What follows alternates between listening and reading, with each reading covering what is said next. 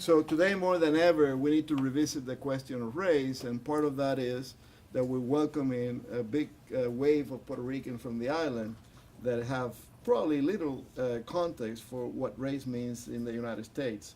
So the education of our people is very important. The interaction, how we interpret each other's race and ethnicity in Puerto Rico and the States, and we know that there are some tensions in Florida and other places where these cultures come together and explore each other and so forth. So it's very important work. I'm gonna let Carlos introduce the panel. Carlos Vargas, obviously, we all know, has been a researcher at Centro for about a decade plus now. Yeah, almost two. Yeah, almost two. moving along. Carlos Vargas has a PhD in political sciences. His recent work is about Puerto Rico and electoral patterns in the island. And tonight he switches to an old passion in terms of race among Puerto Ricans. So without any further ado, welcome. Thanks for doing this tonight. And hopefully this will be the first of many more to come. Gracias, Carlos. Thank you, Adam.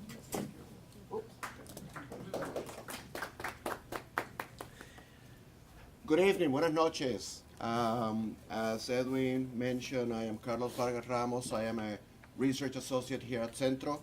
I'm a political scientist by training, but I have always had an interest on race among Puerto Ricans. And part of the reason why I had that interest is because I did not find enough research on race in Puerto Rico.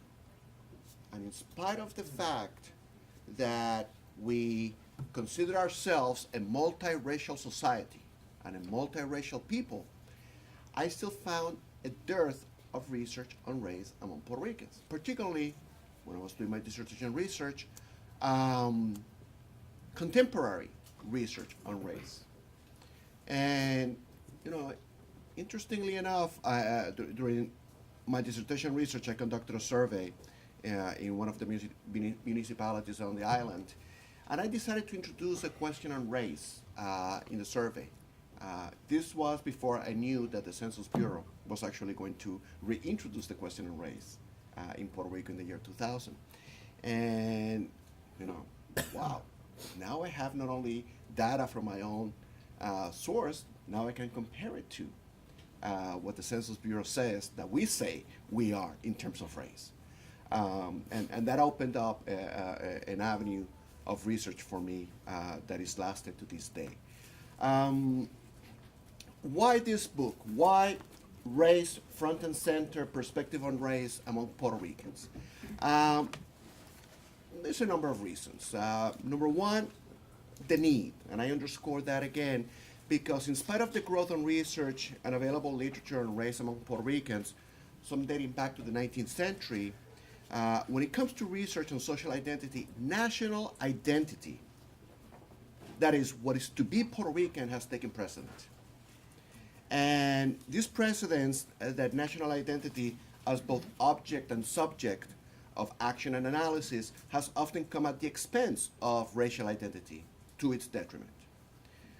You know, we can talk about the reasons why national identity has been preeminent as a social identity among Puerto Ricans. You know, I would argue that the leading among them is the fact that Puerto Ricans have struggled since the 19th century to define themselves as a people and what form the political community that people would be or would create.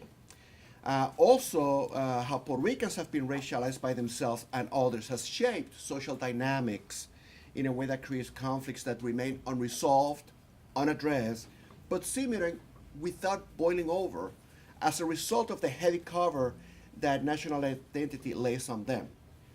National identity muffles these other conflicts that are based on racial difference. Imagine it like a heavy blanket that impedes your movement and lets you, slows your reactions. That's to some extent how I visualize national identity in this respect. In addition, there is the United States. And the relationship between Puerto Rico and the United States has created conditions that have favored a sense of peoplehood based on nation that has contributed to the presence of national identity as a favored national identity, social identity. Furthermore, the United States and its example of social relations along racial lines have historically been used in Latin America, including Puerto Rico, to deflect attention from the role that race plays in structuring race relations among Puerto Ricans.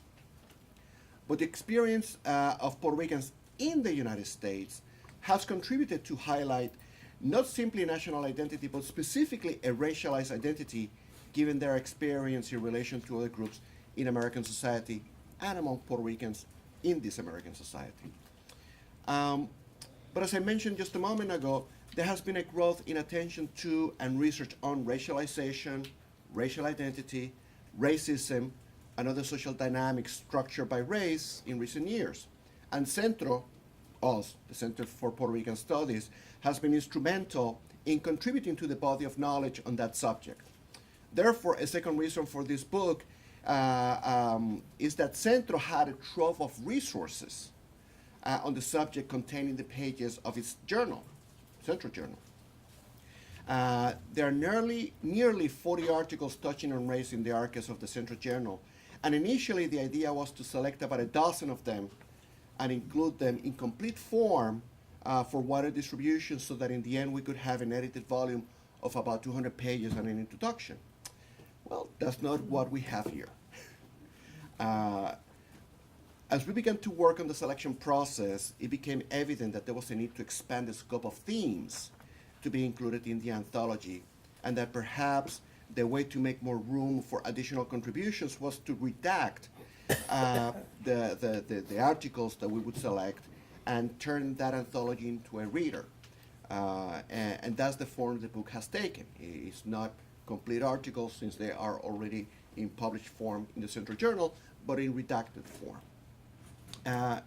Again, it is a collection of 22 redacted articles, all published in the Central Journal over the past 2 decades. And the idea is to concentrate, condense the content that has been produced on the subject of race among Puerto Ricans in Puerto Rico, in the United States, and wherever else we may end up being.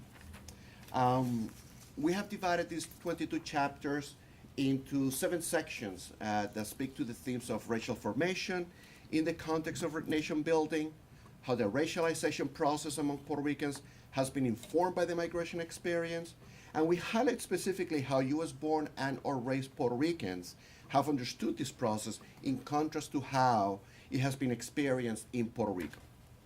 Other sections tackle directly how racial discrimination has affected Puerto Ricans collectively, and some Puerto Ricans in particular more than others, and how governmental and social institutions have been instrumental in the process of racialization. Here tonight, we have with us 3 of the contributors to the anthology.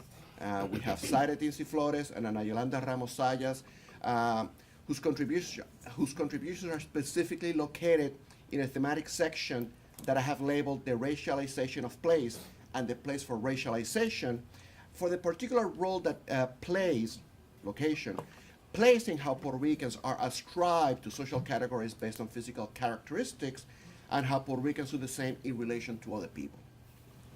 Zaire Dinzey-Flores is associate professor in Rutgers University with appointments in the departments of sociology and Latino and Caribbean studies, whose research focuses precisely on how urban space mediates community life and race, class, and social inequality. She is author, among other publications, of Locked In, Locked Out, Gated Communities in a Puerto Rican City. Her contribution to the volume is De la Disco al Caserío, Urban Spatial Aesthetics and Policy to the Beat of Reggaeton.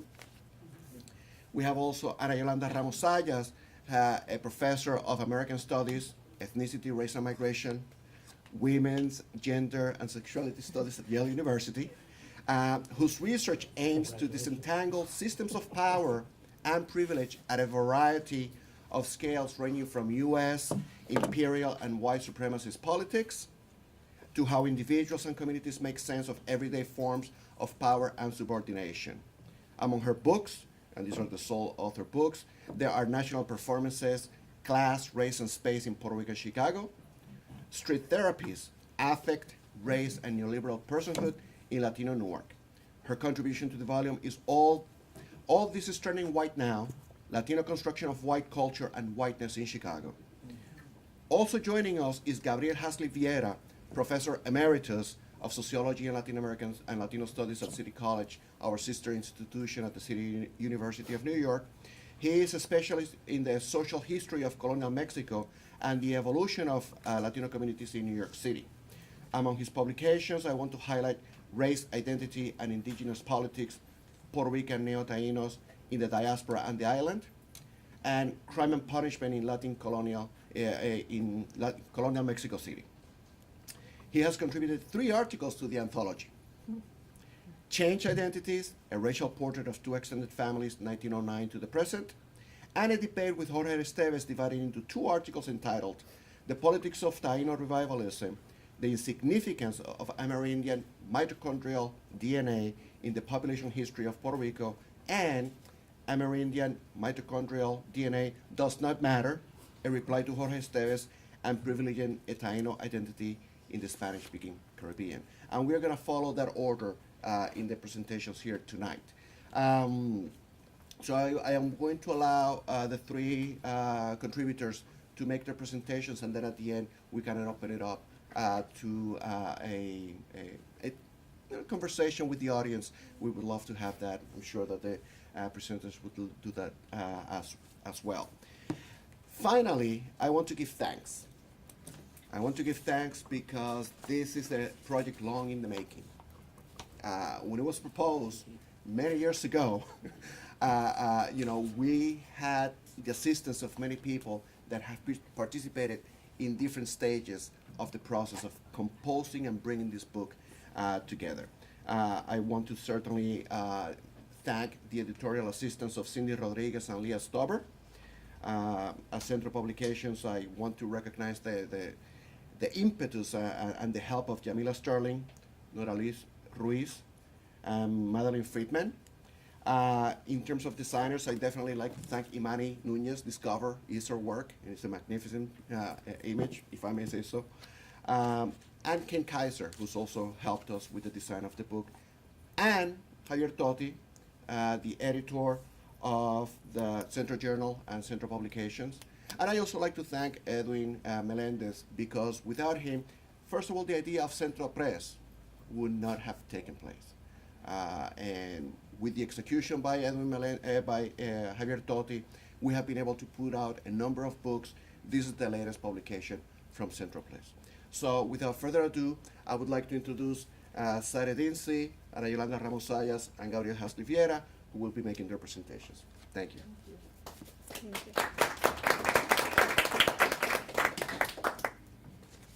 So,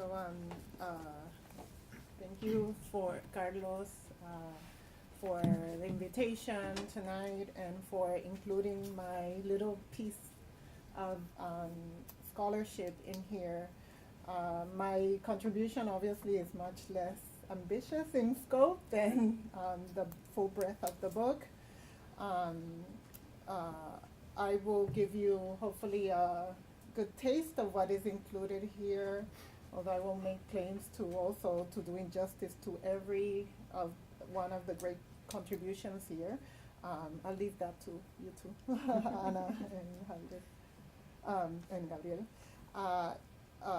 There's a great group of scholars in here that I respect, and so I hope I represent them well.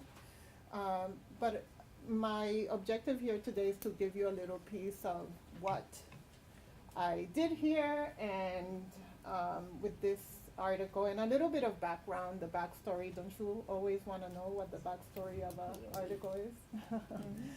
So particularly this one for me, which is not completely centered to my larger work on housing and neighborhoods. So this is the great, I love that bling bling cover with the record player that the Centro did for the article. And that's the full title that's included in the book.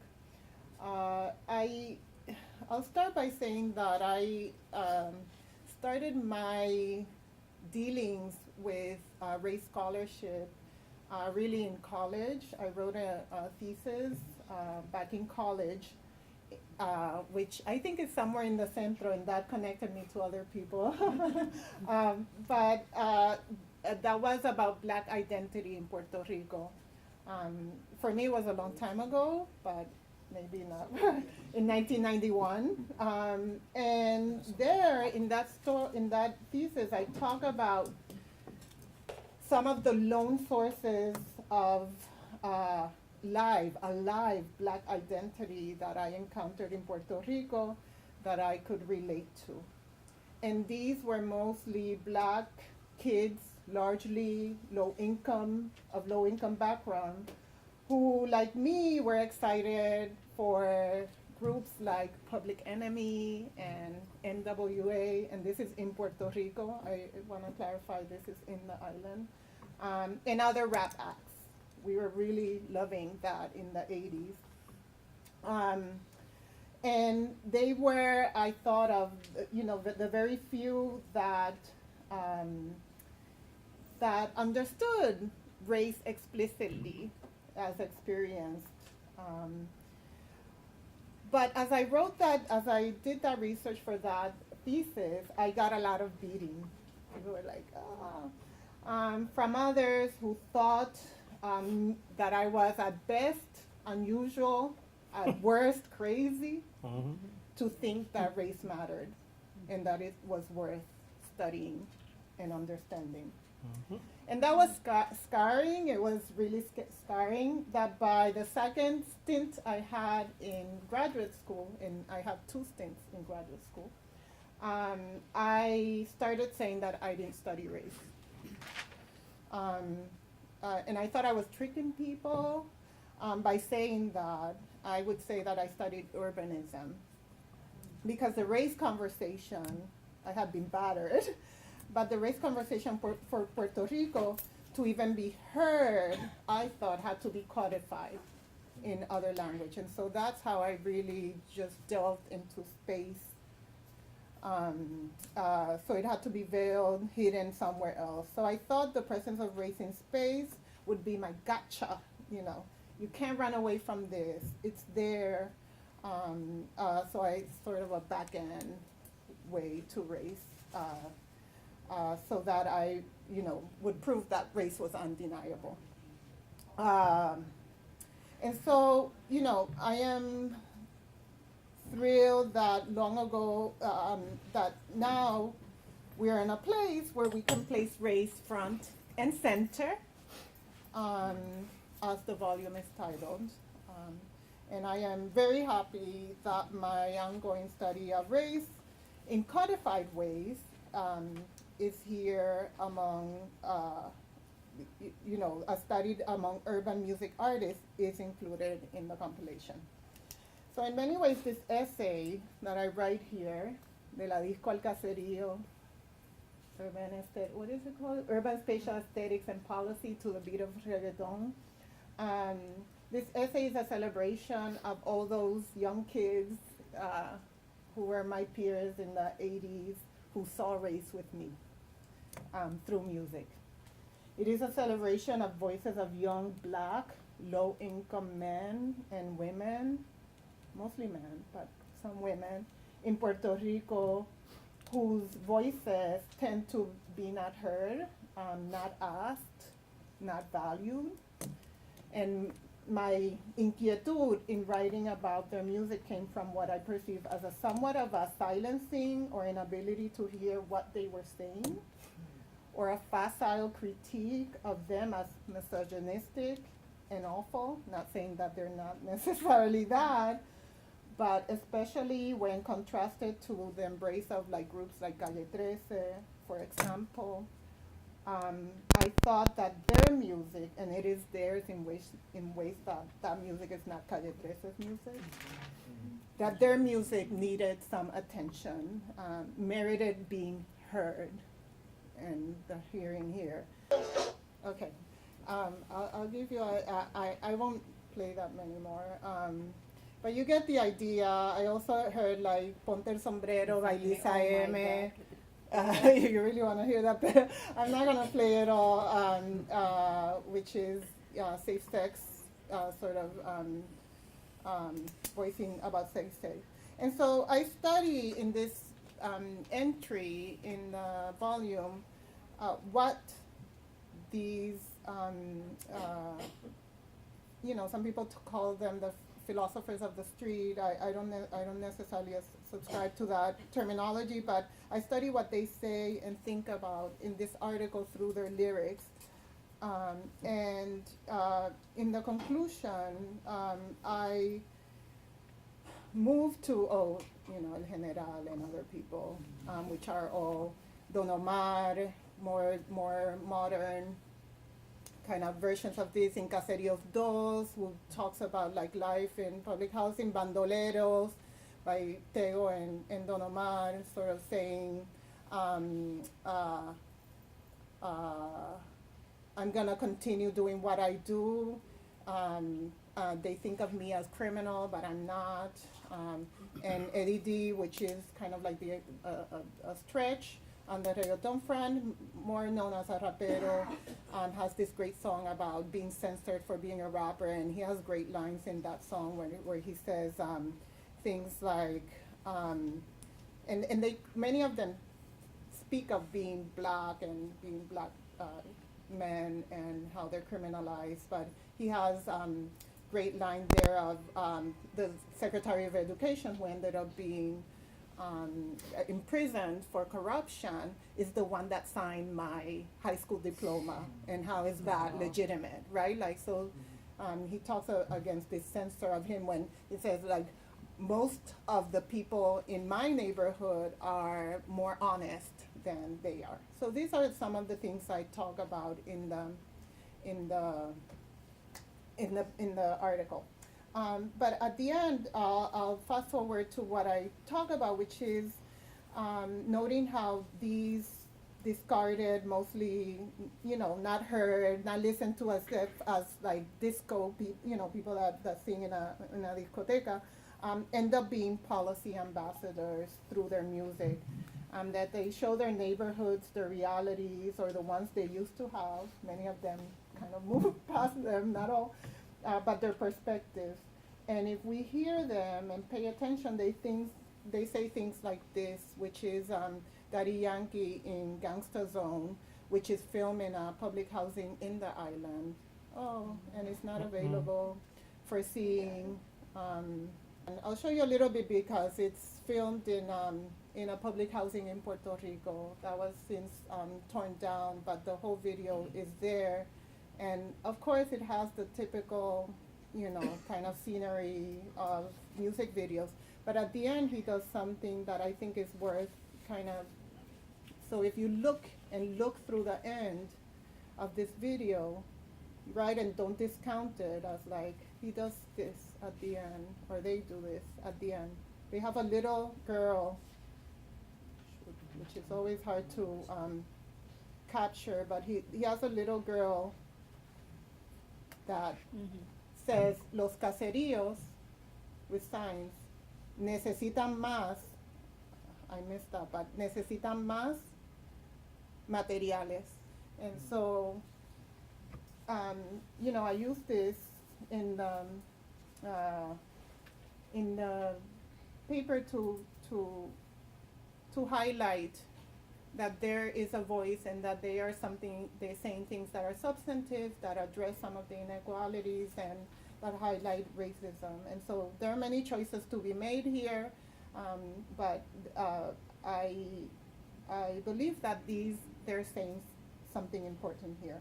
And there are many scholars that have produced much more complete works about the genre of reggaeton, Petra Rivera Rodó, the work of Juan Flores, and rap and hip hop, and a compilation of reggaeton.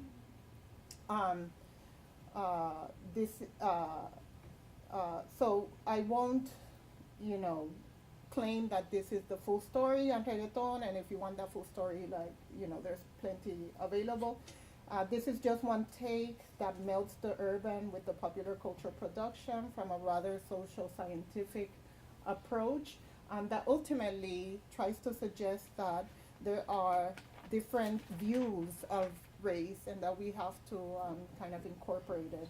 I think that another thing that this drives through, and the methods that I use, I'll just say quickly about the methods, which are rather kind of quantitative enumeration of lyricism of what these artists make. I think it's another thing that we could definitely use in the ongoing study of race among Puerto Ricans, to really to enumerate, to count, to get a firm sense of the experience. So what I offer here is perhaps a view that is not generally taken as valid or real in what people have to say or claim, or the knowledge they have to share on race in Puerto Rico. So.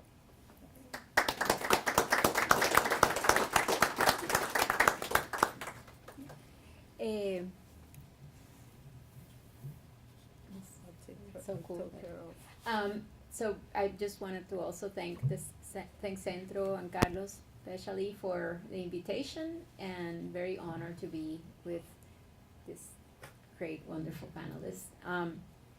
So the piece that I have in this volume is it was done in 2001, and so I wanted to present it in two ways. I wanted to tell you where it came from when I wrote it, and then I want to talk a little bit about how my thinking about it has evolved a little bit through those years, which went by very fast. So the piece that I presented for Centro that was in this volume is a piece on how Puerto Ricans in Chicago viewed gentrifiers, people who were coming into the neighborhood, who were mostly young white people, and another not so young white people as well. So I will talk a little bit about the article, but I just wanted to let you know that this was part of my dissertation work, which turned out to be the first book that I wrote. At the time, I was still very much thinking about my undergraduate life as well, and the way that I was processing that undergraduate experience was through the distinction that I had noticed at the time between Puerto Ricans who had come from the island to an elite institution, and Puerto Ricans who were from different parts of the U.S. that had also arrived at that elite institution. The Puerto Ricans from the island, for the most part, except maybe for like 3 of us, all hailed from about 5 schools total. It was the same 5 schools. Everybody came from those same 5 schools, or maybe even less than 5. And the distinction that was made among Puerto Ricans was really very steep among Puerto Ricans from the island from those institutions that continued to stay together. We used to call them los pollitos. They would always be together. And the Puerto Ricans who were from different parts of the U.S. And what was interesting was how nationalism, in my opinion, was used by those groups, and the fact that expressing openly Puerto Rican nationalism was considered by the Puerto Ricans from the island to be unsavory and to be, if anything, an example of a lack of real Puerto Ricanness and lack of authenticity. Whereas for the Puerto Ricans from the U.S., that was part of a connection to their respective communities, since most of the Puerto Ricans from the U.S. actually came from communities that were very working class. So that stayed with me for a while. There were 2 other kids and I that were kind of floating because we hadn't gone to those schools. And even though for us, it was easier to communicate in Spanish and everything, we tended to be more with the Puerto Ricans from here. So that idea about nationalism and how nationalism had played out was really what introduced me to perspectives on race later on. So I came to discussions of race in a sort of different kind of way, I think. When I was doing my dissertation, I arrived in Chicago trying to understand Puerto Rican nationalism from a U.S. perspective. Chicago at that time had the reputation for being a very quote-unquote nationalist community, in part because in the 1970s and 80s, the Chicago Puerto Ricans had been incarcerated as part of being members of the FALN. Oscar Lopez most recently was liberated, but at the time he was still in prison, and many of the Puerto Ricans in Chicago and the Puerto Rican community in Chicago were very active in trying to gain his release. Also, based on those early community history, many community organizations had developed. So there was a very institutional, cultural, political, even social insertion of what nationalism was in the space of Puerto Rican Chicago, and that's where I did my research. So I got to meet many of the people that were behind these initiatives. Some of them were alternative educational initiatives, some of them were housing initiatives, some of them were community health initiatives, and so forth. And as part of that, this particular piece came about. One of the things that people were concerned about at the time of my research was the fact that as the community began to develop these institutions, they were also losing space. So the Puerto Rican flags had been unveiled. Some of you may know that that Chicago has these two big steel Puerto Rican flags marking what used to be the commercial area of the community. And as those very flags were being unveiled and celebrated, there was also the feeling that people were being pushed out of that area, now that the area was acquiring some cultural capital of some way. So I wanted to know, how did people view that encroachment? And that encroachment happened in several ways. Like, first thing that I noticed was there was the sense that because one of the local housing developments had been destroyed, many African Americans would be put in this community through Section 8 housing, and there would be competition for Section 8. So one of the perceptions of encroachment happened between Puerto Ricans and this kind of anti-African American coming into the neighborhood. The other part of the encroachment happened through the perspective of how Puerto Ricans would distinguish themselves from other Latino groups. So there was a sense of we're citizens, so there was a very strong citizenship identity that was developed in the context of this nationalism. So, which is ironic. So it was like a nationalism that really required this US citizenship identity to sustain itself vis-a-vis Mexicans, vis-a-vis Central Americans.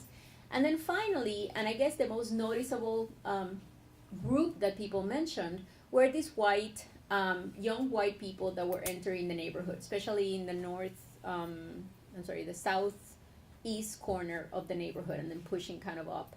And so the article is about how, even though at the time a lot of people assumed that white people were indifferentiated and that everybody just saw white people as just white people, talking about US white people. They, in fact, were not. Like, so many of these Puerto Ricans that lived in this area had very clear ideas of distinctions among these white people. So there were the white people that were the hipsters. There were the white people that were the Harley Davidson crowd. Chicago was a big deal. There were the white people that were the professional kind of coming in. So those are the different kinds of perspectives on white people from the Puerto Rican residents of Chicago that I talk about in the article. One of the things that came as an outcome of the project was that in the case of Puerto Rican nationalism in working class communities in the US, nationalism, instead of erasing a language of class difference and even racial difference, in fact enabled that language. So a lot of the language that was happening around class and race, and even location, was done through this nationalist discourse, which was very different from what we think about nationalism. We generally think of nationalism as an all-encompassing sort of ideology that tends to suppress those other distinctions, and that wasn't necessarily the case in this particular community. So that project ended, as far as I'm concerned, ended in 2003. It was published, and I've often have this like little thing in my head that maybe I'll just go back like a 20-year, like what would it look like now, and I mean, I haven't done it, and I don't see how that will happen. But I wonder if things have evolved from there. After I finished that research, I have done other work, and I think that the only work that I've viewed, it's interesting when Zaire mentioned that she had also sort of come to race from the perspective of space. In my research, I think that I've also kind of come to race from another way. And in my particular circumstance, it has to do with the fact that I did not have to encounter that kind of prejudice in Puerto Rico.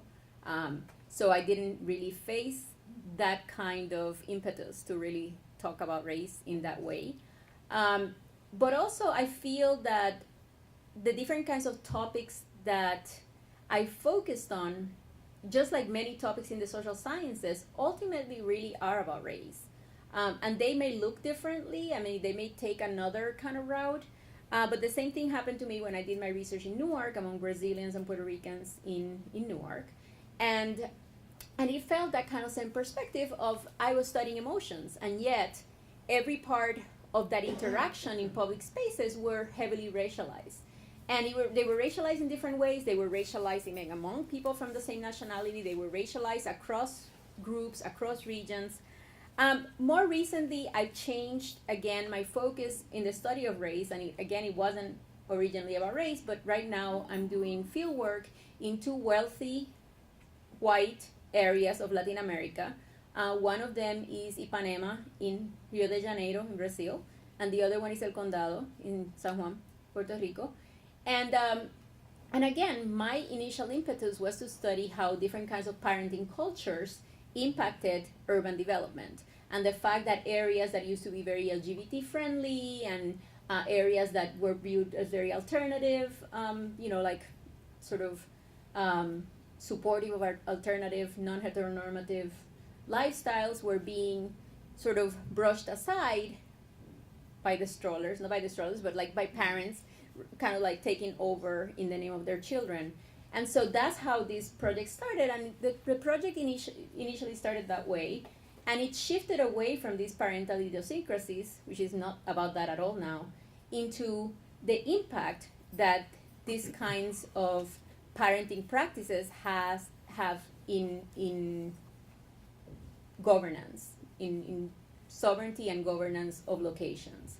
And what I've noticed is that in the case of Brazil, for instance, you have parents trying to create playgrounds in the beachfront of Ipanema, and at the same time as they create these playgrounds for their children and acquire municipal licenses for them and all of that, they also become very involved in how local and municipal police, in fact, police the bodies of darker skinned children from the adjacent areas, and darker skinned children who come by bus routes from other areas. So these parents have, in the name of the children, the capacity and the influence to determine which bus routes will enter from the north side and the west side of the city, which are the areas that are poorer, into Ipanema, especially on weekends, because they don't care if they do it during the week, since that's where their domestic workers, that's how they come to their houses.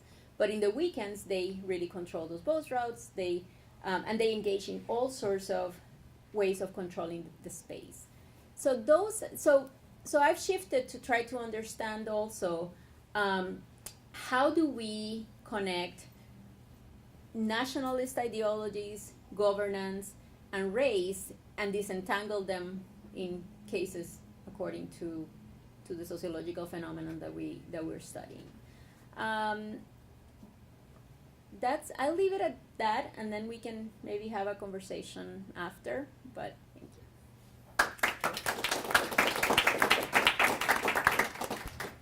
Thank you. Let me see if I can get this here.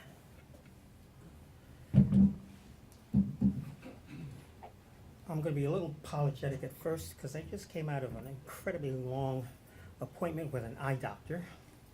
And as some of you know, when you go through that process, they put these drops in your eyes and to dilate them, and it really messes things up. So at a certain point, I'll probably be focusing on notes here because I want to make sure I use the right words for sensitive topic that I want to bring up. And also this magnifying glass for the small type. Okay, all right, I have technically 4 chapters here. The one that I want to focus on, which best connects to the discussion that we've heard already from Professor Dinzey-Flores and Professor Ramos-Zayas, is the article entitled, I did it in 2009, Changed Identities, a Racial Portrait of 2 Extended Families, 1909 to the present. The present was 2009. This was motivated in part by some of the genealogical research that I was doing at the time, because I had a lot of materials on my family, mostly on my father's side, documents and passports and whatever, which my father had collected as opposed to his siblings, and I inherited those. And then I also went into Ancestry.com to see what I could find, and so I subscribed to Ancestry.com for a while. I found all kinds of other information, okay? So that's the backstory of this particular piece, which appeared in the Centro Journal. There's another version of it in the Afro-Latino Reader, edited by Miriam Jimenez Roman, who's here, and the late Juan Flores, who we miss dearly. And so it's in, well, now it's, I guess it's in 3 venues, okay? It's in the Centro Journal, it's here, and it's in the Afro-Latino Reader.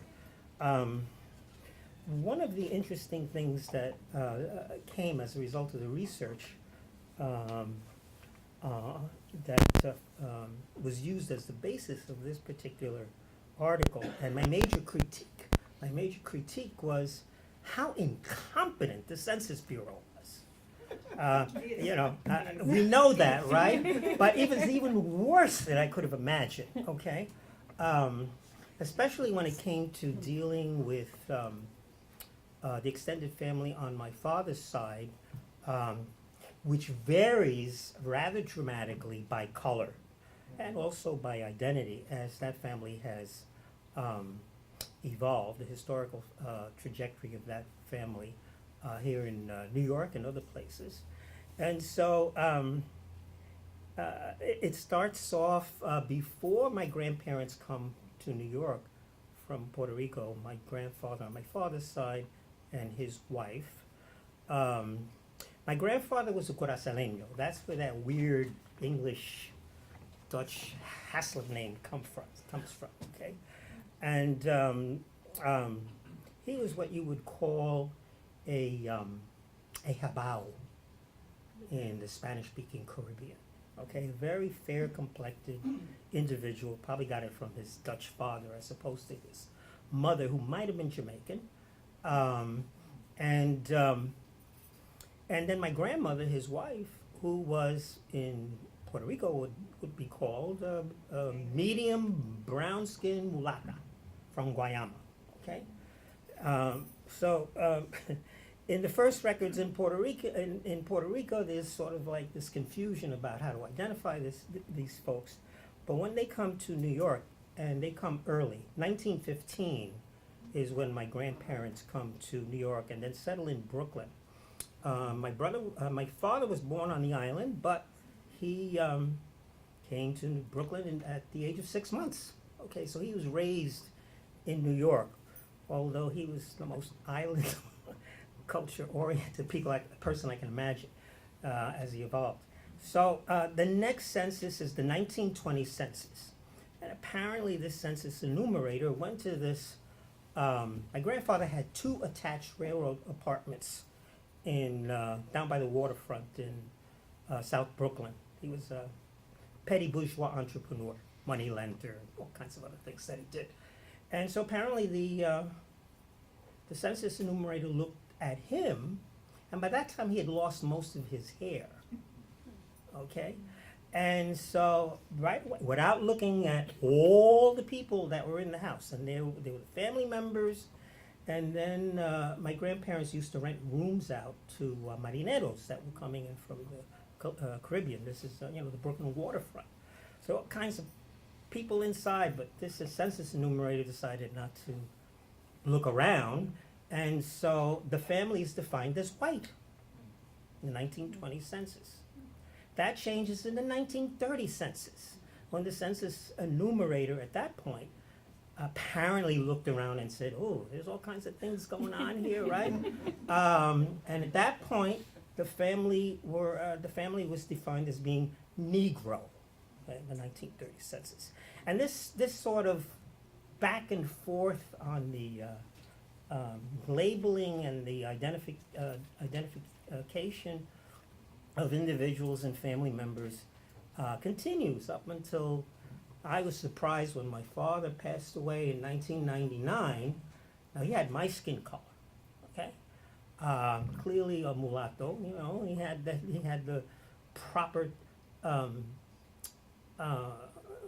tightly curled hair, right, which he straightened somewhat, right? And so they labeled him white on the death certificate, and I said, huh? Okay. So anyway, that sort of thing goes on, right?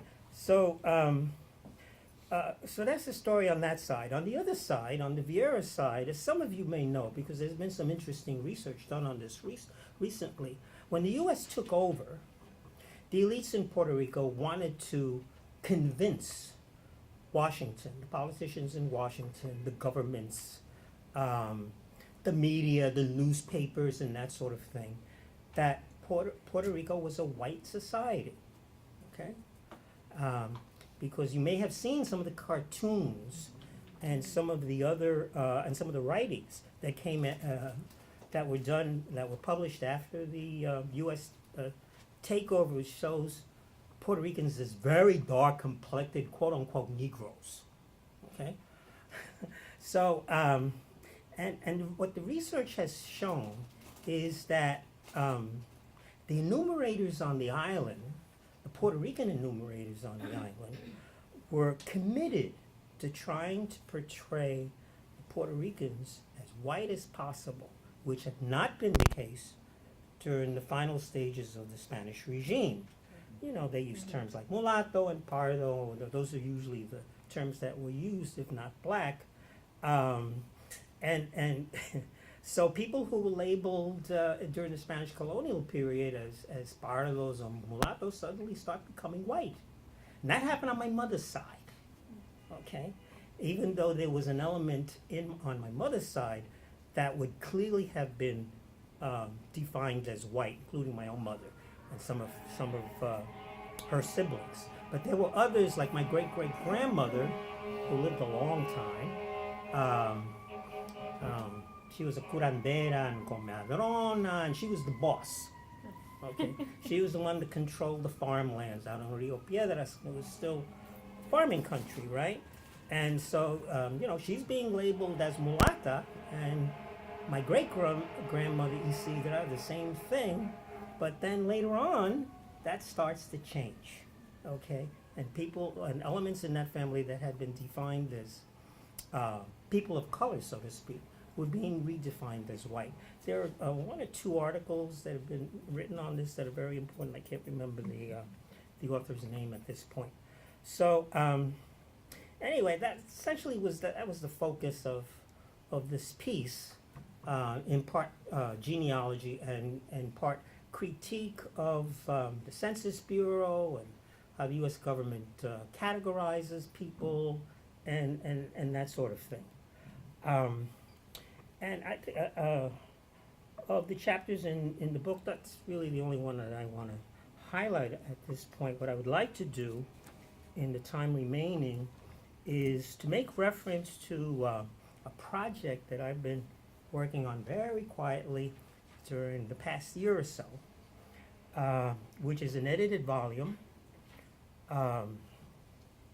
titled White Latino Privilege, Caribbean Latino Perspectives in the Second Decade of the 21st Century, which is almost finished. It should be out in another 2 or 3 weeks, maybe sometime in December.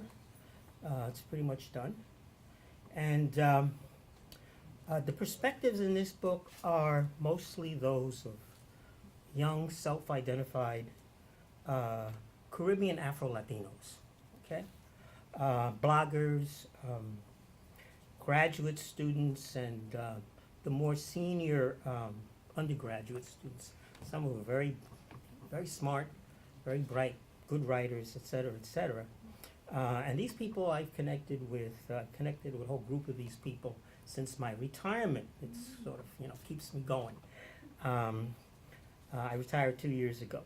And they have posted, and some of us may have seen some of this, they have posted items or articles on this issue of that they refer to as white privilege on the internet, in forums and small or not so small online journals such as Remezcla, Latino Rebels, Latino USA, Huffington Post Latino, Uplift, and there are a few others.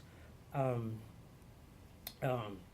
these are young people. These are people in their 20s and 30s. I'm the old timer, okay? And I do have a chapter in there at the beginning. It's a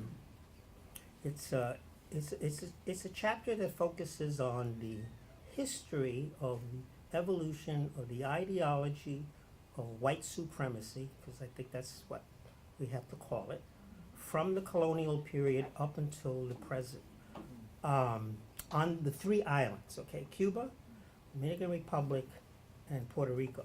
Now, some of us academics, and maybe some others of you, have a sense that they were, that the ideology of white supremacy evolved differently on the 3 islands, and then sort of came together when Latinos from the Caribbean homogenized into Hispanics and Latinos in certain ways. I learned a lot from this, actually looking at the details. Not that I did any real, primary research. Maybe for the more recent period, I had a sense that there were these differences. What surprised me was that I haven't seen it.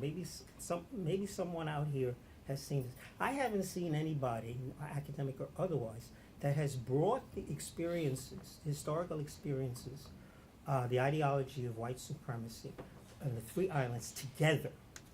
Discuss the 3 of them, compare them, compare the 3 of them, kind of noting the differences and the similarities, okay? And so I said, well, I'm going to go ahead and do it, right? So for me, the most interesting case, and those of you who know something about this, is the Cuban case, okay? Because in Cuba, the Afro-Cuban population was able to establish political power by the end of the 1800s as a result of their participation in the wars of independence against the Spaniards, okay? This didn't happen in Puerto Rico. It was supposed to start in 1868. In Puerto Rico, the Grito de Lara.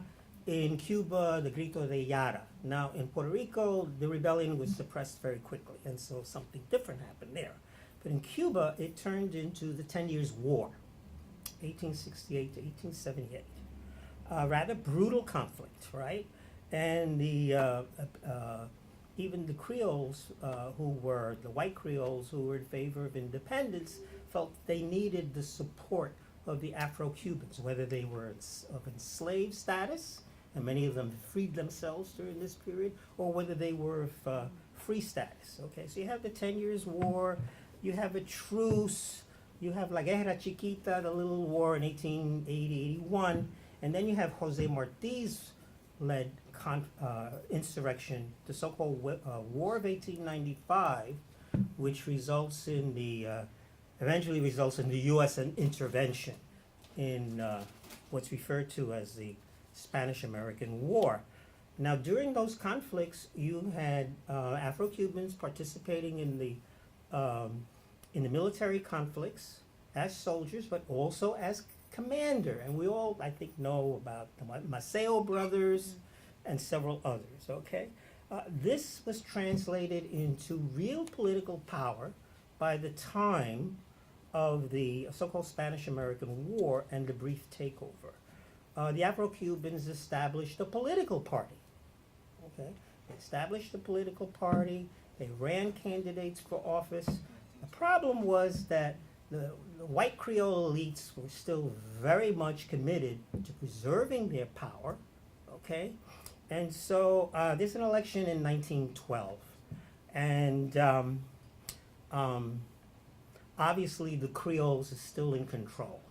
And after that, there's this movement among the Creoles, among the political establishment of the First Republic in Cuba, to suppress the political power of the Afro-Cubans. And they get concrete assistance from the US government and from the US military in the years that followed. So Afro-Cuban political power is pretty much gone by the early 1920s. But then I was thinking, gee, there's a possibility that the Afro-Cubans may have another chance at establishing political power. And that was during the 1933 revolution, which followed the overthrow of the president who became dictator Gerardo Machado. And but what I found out was that it didn't really happen. It didn't really happen because not only the Creole conservatives went after the Afro-Cubans who were trying to resurrect their political power, but also the so-called progressive groups, okay? I found this article by Frank Guridy, who's at Columbia, young guy. And he talks about how, I guess he's not that young. Well, certainly younger than me, okay? Since I'm way up there at this point. So Frank Guridy's article was really quite revealing because he specifies how not only the Creole conservatives, but also the liberal elements in Cuban society were out to make sure that the Afro-Cubans could not reestablish any kind of political power. At one point there was talk about creating an independent Afro-Cuban republic in the Oriente province in the eastern part of Cuba. That didn't happen, right? One of the things that would be laughable if it wasn't so serious and wasn't so horrible was that Frank Guridy talks about during this suppression of the Afro-Cubans in eastern Cuba of a group that emerges as apparently quite important called the Ku Klux Klan Cubano. Okay? Modeled on their counterparts here on the US mainland. And and the Ku Klux Klan Cubano, they had gangs of thugs and they were the worst. No, with a K. Ku Klux Klan, K Cubano, okay? So anyway, the experiences of the idea, and of course, all during this period, there are different ways in which the ideology of white supremacy is being discussed, conceptualized, etc., within the Cuban context. Not that much different than what happened in Puerto Rico. The emphasis on mestizaje, we're all racially mixed, that kind of stuff. So, so anyway, so I have that historical chapter. There's also another planned edited volume that would include the writings of the more senior academics that focus on this issue, and some of us have been contacted on that, but it really hasn't moved forward that much at this point, so maybe next year. And then turning to the content of this forthcoming book, the idea that white Latino privilege is or can be an issue, as I think we all know, it's nothing new. Okay, it's nothing new.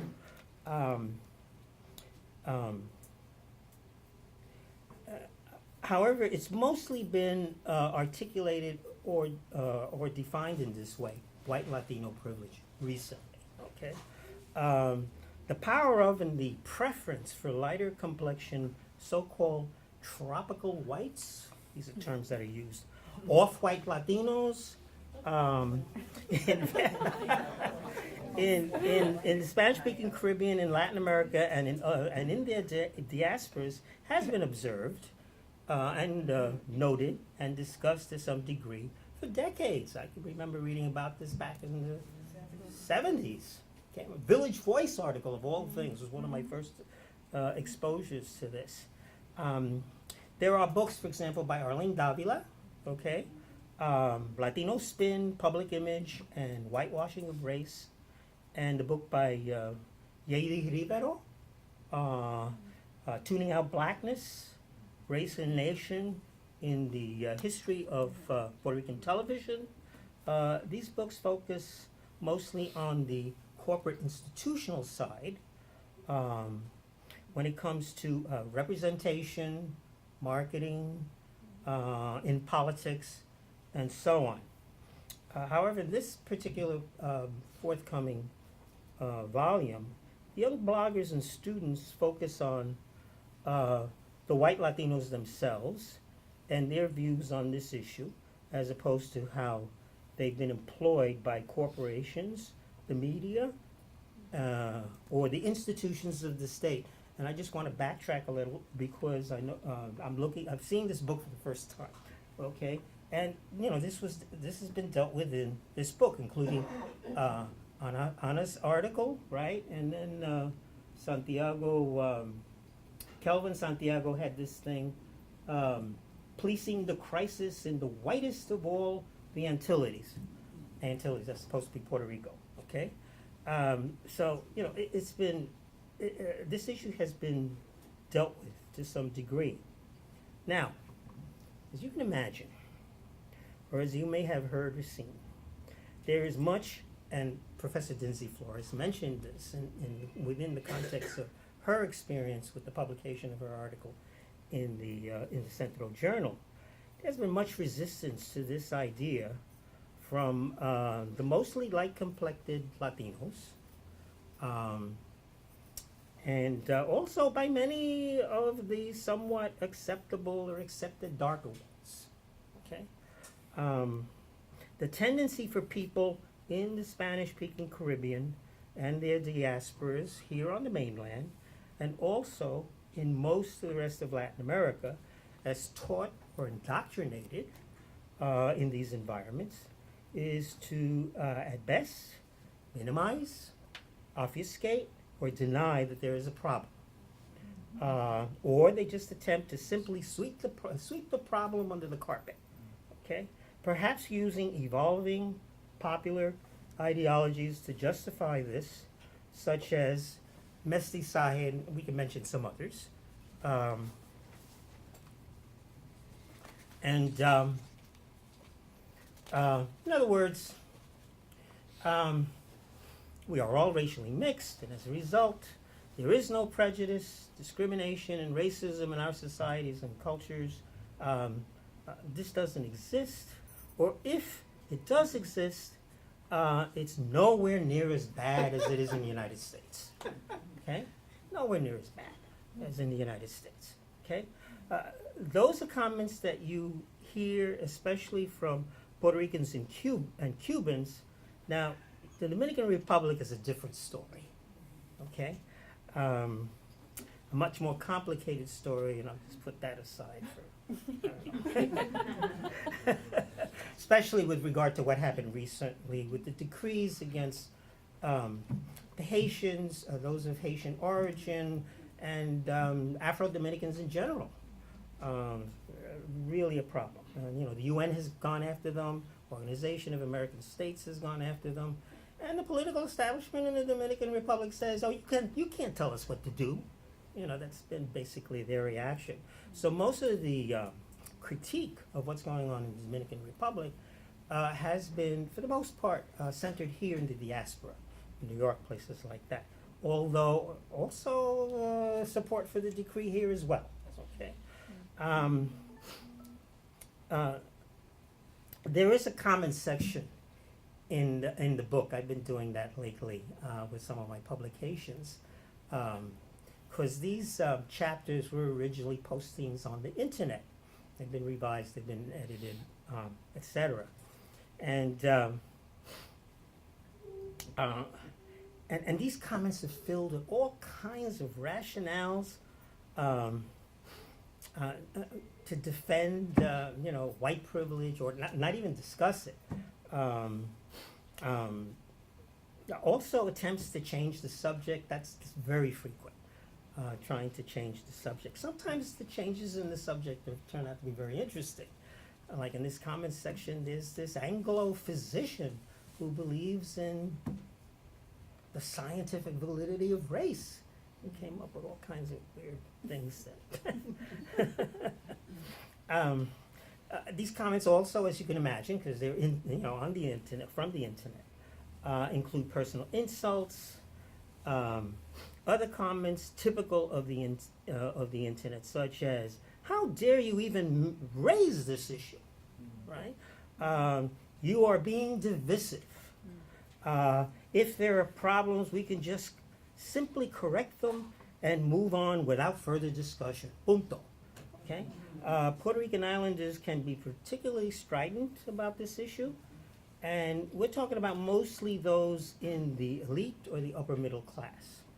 There's working class people, the family connections between the diaspora and the island, and there's been a lot of significant intermarriage. But even theirs, very often you have this problem that arises, okay?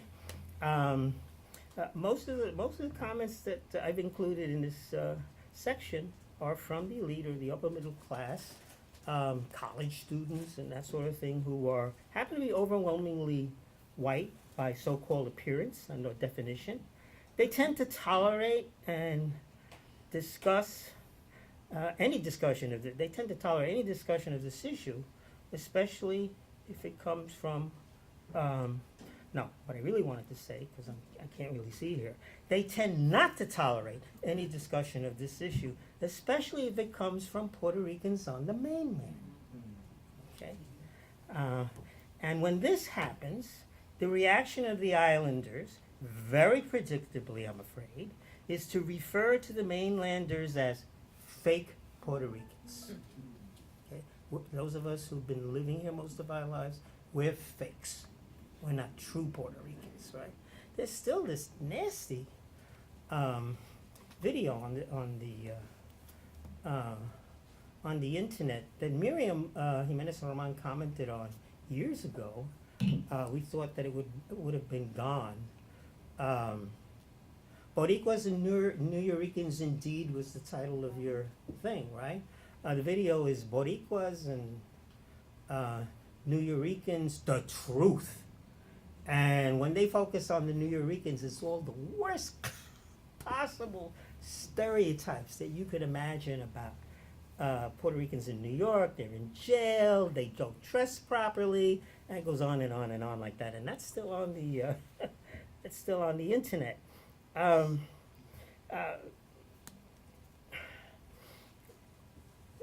Islanders, articulate comments such as, when it comes to us, and I'm going to label myself as a Nuyorican.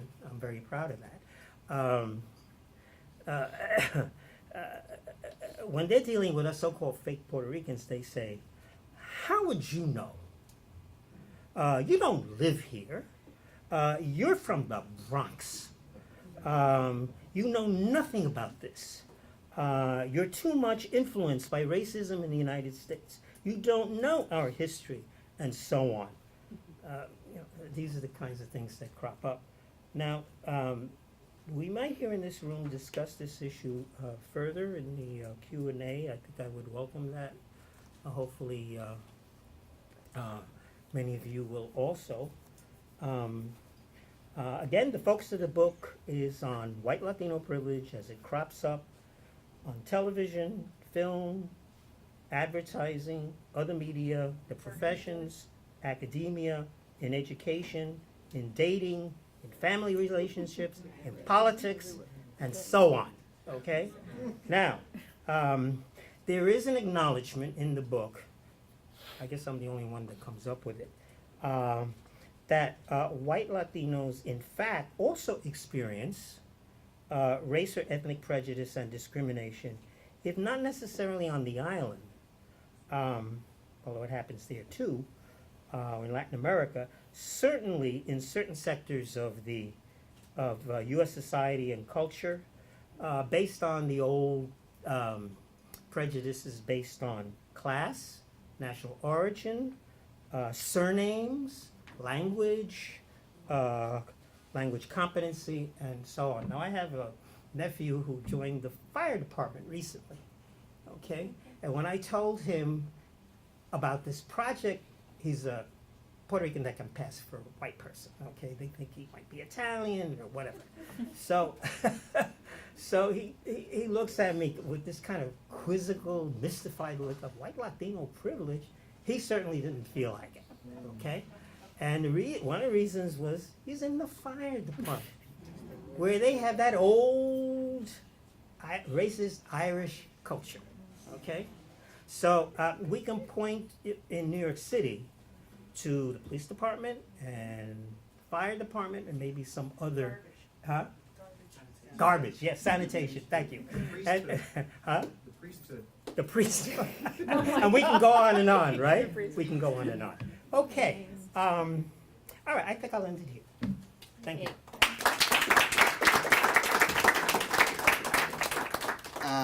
Thank you, Gabe. Thank you, Yolanda. Thank you, Zaire. I want to stress thank you to the contributions that they made here tonight. I like to thank not only their contributions and their participation in this forum tonight, I also like to thank them for contributing to the book. I also want to acknowledge the contribution of another author, Miriam Jimenez Roman. That's right, she's here. Actually, her contribution starts off the anthology. So I'd like to acknowledge and recognize the work that she's done in this volume, but also as a former editor of the Central Journal. Many of the contributions that are here also come from the journal that When Miriam Miriam was editing. edited. I certainly would like also to point out the synergy or how academic interests converge on some issues of research, because in fact Zaire and Yolanda and I belong to this study group that is hoping to really delve into the analysis of whiteness in the Americas. So, you know, we can see how there are coincidences in terms of research. But enough about what we say or think. Let's engage the public that is here with us tonight to carry on a conversation. So please, if you have any questions or comments, we welcome them. How and what can we do to educate the Puerto Rican community in New York City, the sample that we set, that we, sample place in the world, New York, and focusing the messages that we're giving in the new Puerto Rico community, the new, echando pa'lante, okay, we're gonna get up, we're gonna stand up firmly. But what can we do that, for example, on the TV channels, there's a channel 1, and it talks about Hispano, they talk not only talk Puerto Rico, Hispano, and they say they get different faces, and other faces they see. Majority, maybe few light, maybe one person dark skin with not fine hair, okay? And I think that needs to be addressed, because right now in silence, I have friends who have really dark skin, and I know in my heart they didn't have the esteem of your identity of moving education, because you see the secret is education. When you got education, you got it, you got it. I felt the difference. When I got my education, well, you're gonna tell me I ain't gonna again. Pero me enfermé, afortunadamente. Pero the question I have to do what could be done, because for example, on channel 47, I don't even check channel 47, is that rotation, quiere ser blanco, okay? Why not that if in channel 1 you see people that have different colors, channel 1 you see Latin, Afro-American, that's fair. But in channel, the Hispanic community does not. Es como lo que siento en mi corazón que quiere ser blanco, And when we're talking about this subject of discussion is kind of mild, okay? And I say that because what I felt as the color of my skin, and what people, the way I dress, it could be different, whatever. But now is the time, after this hurricane that just knocked us down, it's time that everybody here, but especially in New York, to put a light that these issues of innocence, ignorance, whatever you may call, and to lift these people that, for example, in the Puerto Rican parade, there should be a march. La persona trigueñita, yeah, la negrita, yeah, let's go. Para levantar y subir la gente, because we have to lift ourselves, we have to lift our children. I get the impression that the problem is much more serious on the island than it is here.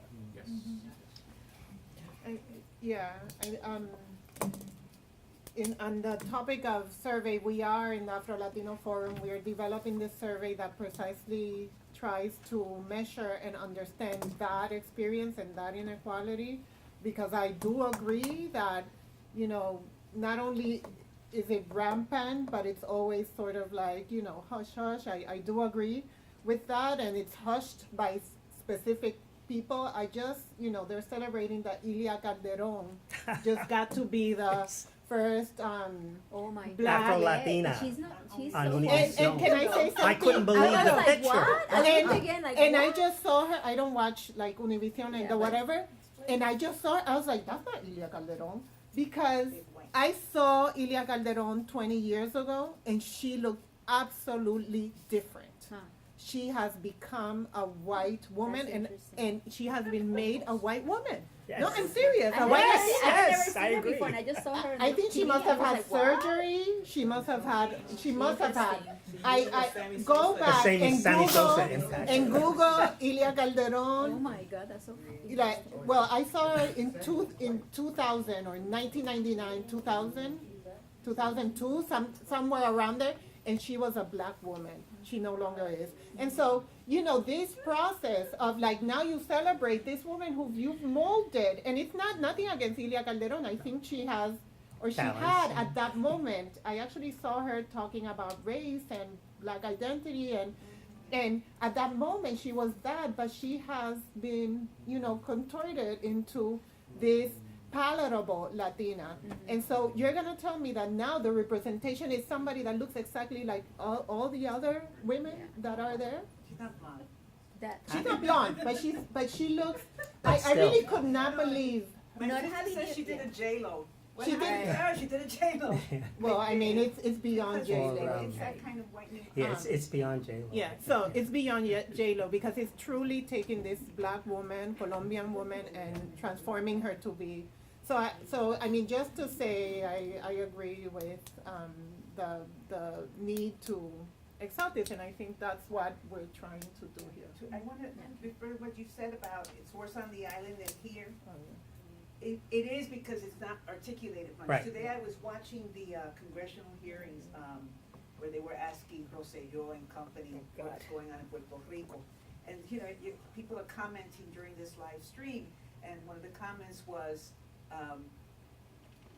the governor of the Virgin Islands was there as well. He was also testifying, so it's just important. And so somebody was, ay, ese negrito sabe algo, y el morenito ese, ¿de dónde salió?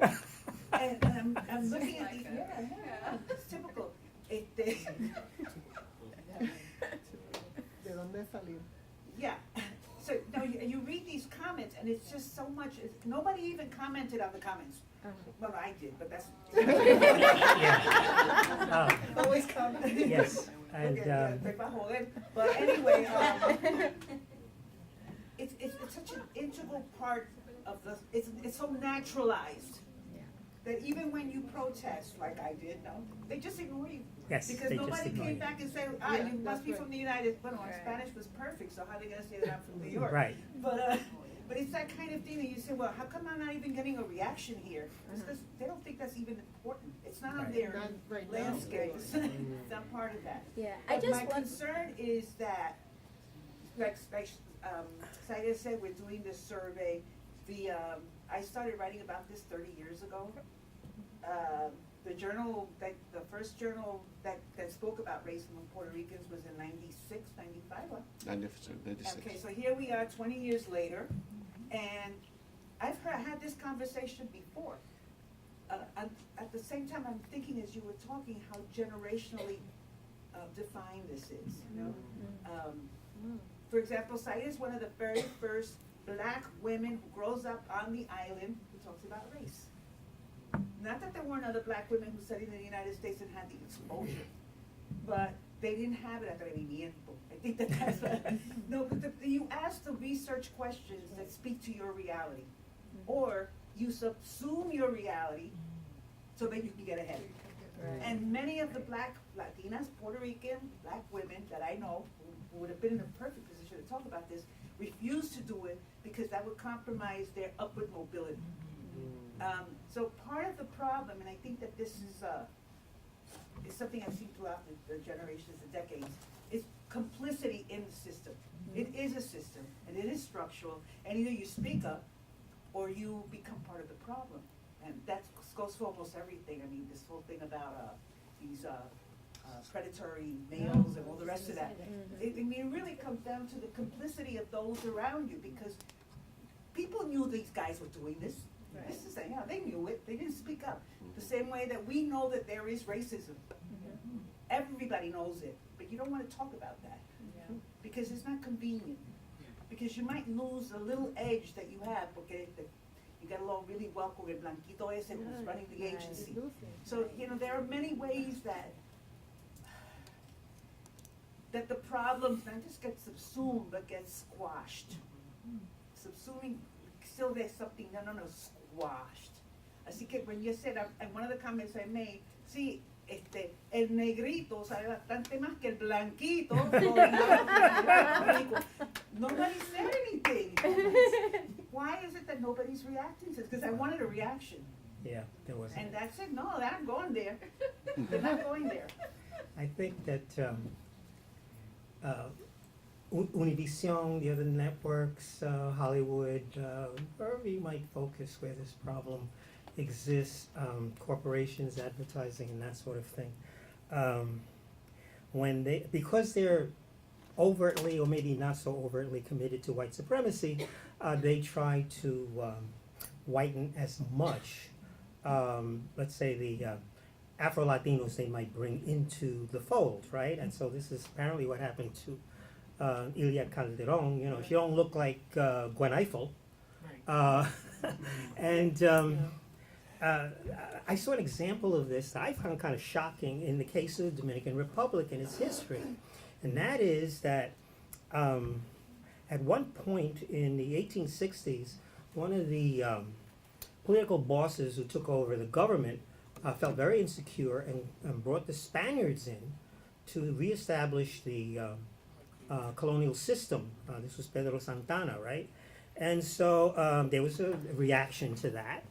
There was a war to overthrow, the War of Restoration it's called, okay? The War of Restoration, led by Gregorio Luperón, right?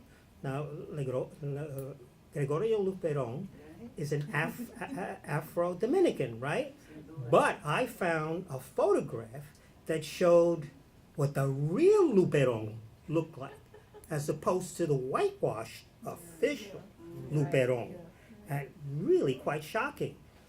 So on the Dominican currency, you see the whitewashed version. You never see this other version. No, but that happens Okay. throughout Latin America. Okay, So exactly. in Brazil with, I'm trying to remember the most famous writer they have. They have him on their money. Right. Machado de Assis. Machado de Assis, Yes, yes. exactly. So, Machado but de you look at him Assis. on I don't know if they still put him on money, but he doesn't look anything like a black man. Right. And then I used to ask my students at one point, when I would focus on the Dominican Republic, we'd talk about Trujillo, the Trujillo dictatorship, right? There was this other dictatorship, right? Ulysses Uru, right? And so, Cuba did the Right. same thing. I mean, Right.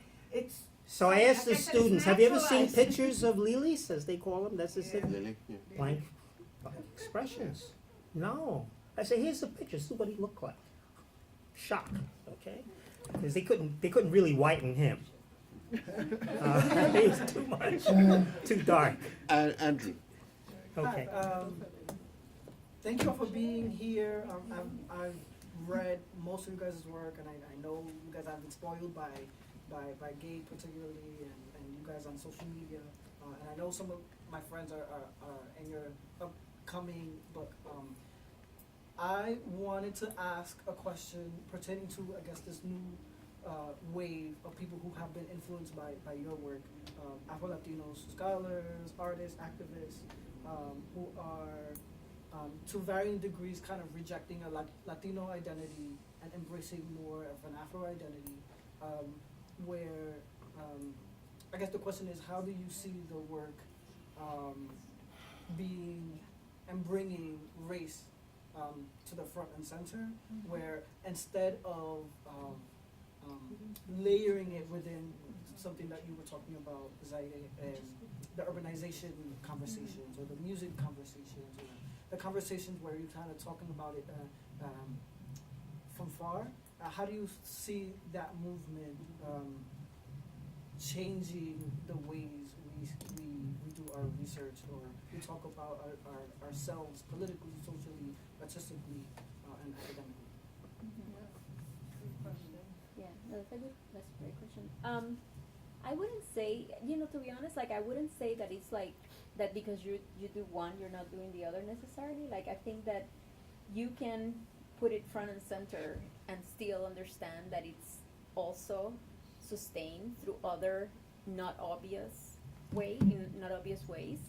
That said, I also, for me personally, I feel that we need to take this at multiple levels, and we have dealt with it structurally adequately, I think. But I think that there's also, and that's my interest too, there's also an affective quality to how race is experienced and how race is experienced in interaction, how race is experienced, at various levels. And I think that for me, covering the various levels of it is important. I don't think that there is like it's a matter of identifying which is the one way that will take us to the next step. I think that there are various tools, and some of them at times will work together, at times they will disjointed, but they may all be helpful in getting us closer to what we would like. But I guess I have two things to say. One is that, I mean, I speak of the codification of race, not necessarily because, I think I started to, I went on this venture of space and urbanism and all of that, partly because of the lashings, right, of going at it from the front. But it also, I think, reveals that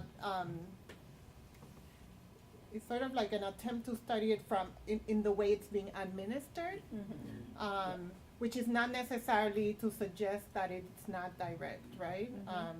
And I think that it's important to identify how race is managed in many different ways and in many different shapes and garbs and dressings. And I think that is really, really important to address it, especially among Latinos and among, in Puerto Rico and Latin America, because it has this necessity to like hide itself. So call it in its hidden forms, in its veiled forms. So I think that that's one, and I think it's also understanding how race is being deployed, also for social movements, right? Like, I think that it's such a facile now with DR is like the punching bag, and I always say we also have to look for the ways in which there is some kind of, you call it Afro, it might be called Black, it might be called even, this is gonna be incendiary, but Indio in some moments. We can take that up if you want. But how it's being negotiated might vary. And I think that's important to elucidate in challenging kind of like this African American centric approach of how race necessarily manifests itself and racial and even Black celebration of Blackness. And the other thing I have to say about that is the idea of, I think there's a commodification happening that I worry about. Yes. That is sort of like this cool, sexy, entrepreneurial. I think it's fantastic that there is this Black Hair Movement and, you know, and Rizzo and, you know, and yes, like, please, yes. Like, I wish that had existed when I was like, you know, 8 years old, right? And, you know, needing a perm because, yeah, because it was really violent, right? To exist as a Black girl, not seeing yourself ever in Puerto Rico, Dominican family, you know, like, not seeing yourself ever, right? Like, that is violence, like, you know, talk about, like, experience, you know, like that, and affect. Yeah, absolutely. So, you know, so this today, I'll take it, you know, over that. But I also think it's important to understand that that's a part of it, and we also have to make sure that as this celebration is happening and these festivals and this adoration, that we know that Ilia Calderon is still the only, and that we know that somebody that, you know, that young men, Black men, are walking the streets and being accosted, you know, like, we know that that people have a hard time getting promotions, you know, like, we also, you know, we have to reconcile those two, and I hope that that generation that's celebrating is also attending to that, which I think they may be.